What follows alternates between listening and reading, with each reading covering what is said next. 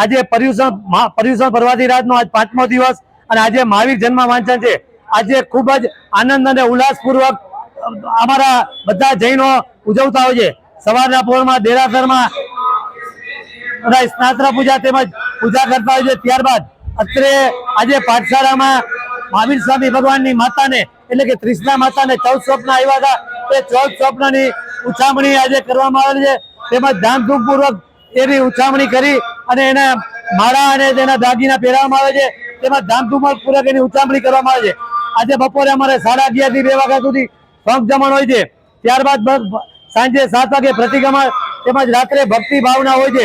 આખો દિવસ જૈનો દ્વારા આજે ખૂબ જ ઉલ્લાસ અને ઉમંગ કરવામાં આવે છે। આજે ભગવાન મહાવીર સ્વામીનો જન્મ થયો હતો, એના જન્મદિવસની આજે ઉજવણી કરવામાં આવી રહી છે।